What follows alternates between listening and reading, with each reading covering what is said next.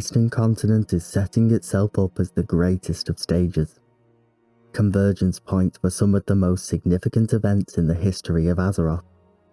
While the humans may be growing their empire, another ancient and mighty empire of trolls far to the south is about to face a fracture from within.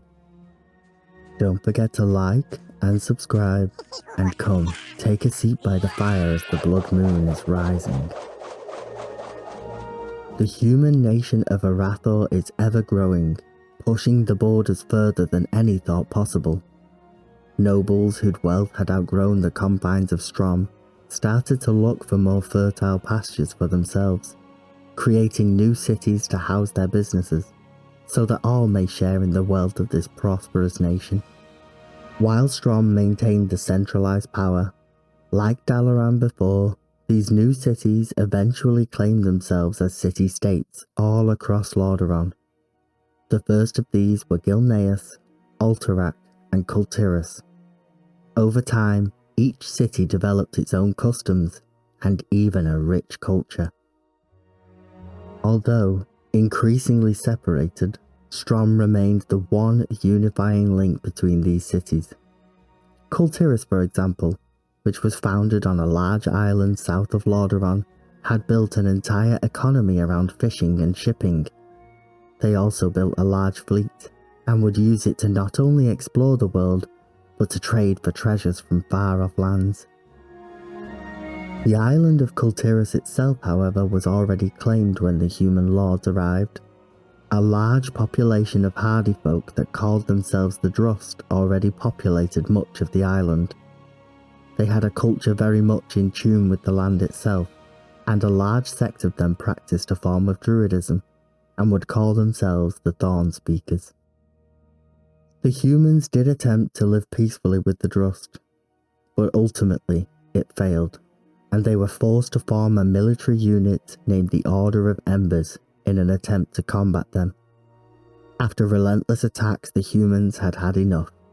They mounted a final assault against their leader within the capital city of Gol Isia. They did conquer the land that day, but not all of the Drust were wiped out. Many of them chose to live amongst the humans.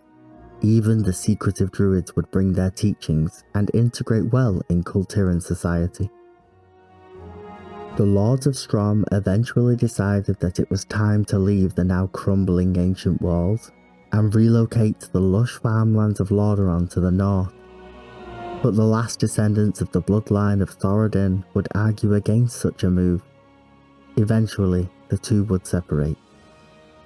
The lords who chose to move their estates decided to establish a newly founded city far to the north of Dalaran. They named it Lordaeron, a namesake inherited from the surrounding lands itself. This land was a mecca for enlightenment and spiritual practice. It would attract travelers of all kinds who sought security or inner peace. Those who chose to remain within the timeless walls of Strom eventually grew restless themselves. Seeing little prospects for the future, they decided instead to journey to the south. With the aid of the dwarves, they spent many seasons travelling past the ancient mountain range until they found a perfect spot of land. Here they would now settle the new city-state of Stormwind.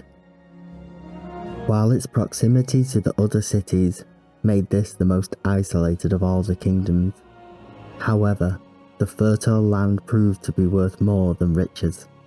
Farmland sprang up all around, and small towns began to be built up in the most prosperous of the regions. The priesthood even travelled far south from Lordaeron to spread the teachings of the light, founding an abbey that would spread their faith to all from Northshire. Strom was not left empty. Few stayed to honour the memory of the once beating heart of Arathor. They became a kingdom in their own right, named Stromgarde. But each day the cities became more insular.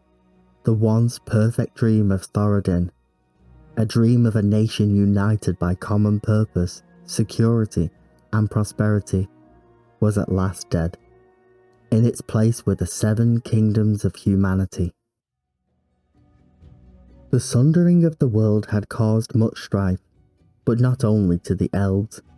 The trolls of the Gurubashi were hit hard.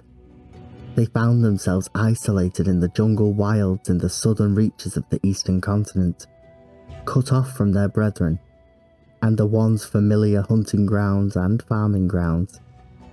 While the trolls are naturally a resilient people, the Gurubashi had become a mere shadow of its former glory.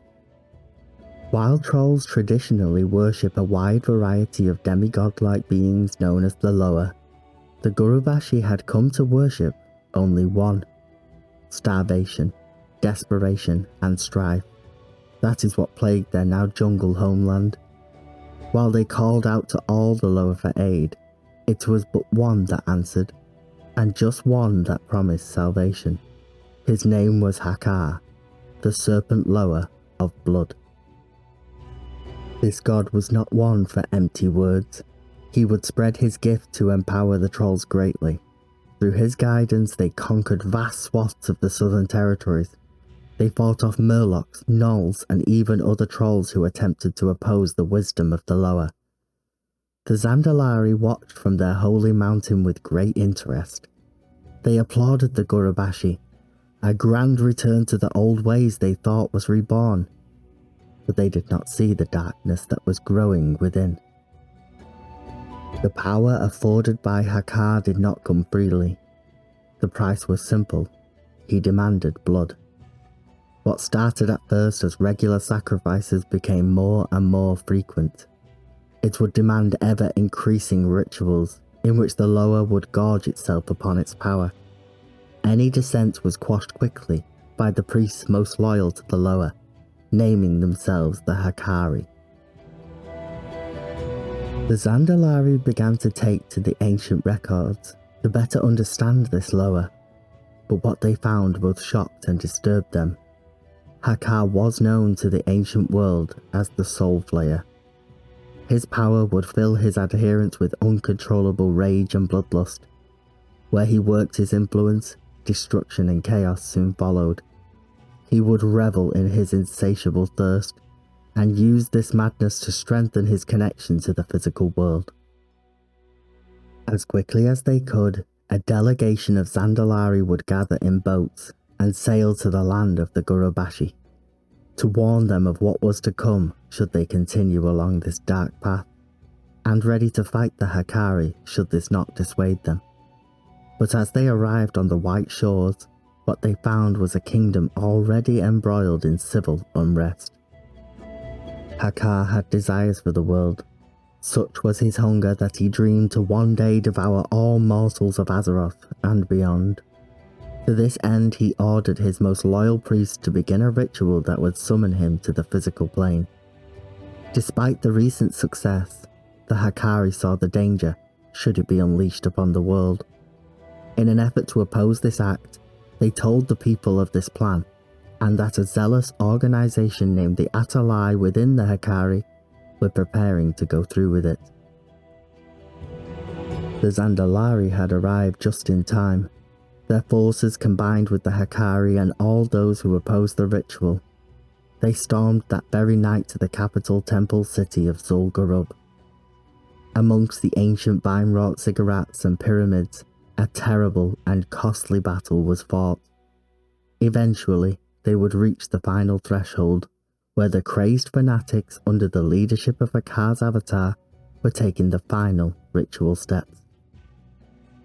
Many were lost in this final battle. Troll blood on both sides would run like a river down the temple steps. But eventually, the Shen'dralar and their forces prevailed.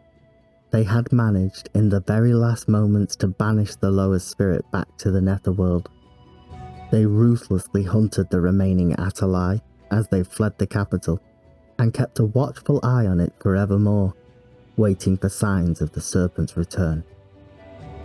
Despite being hunted relentlessly, some of the Atalai did successfully make their escape.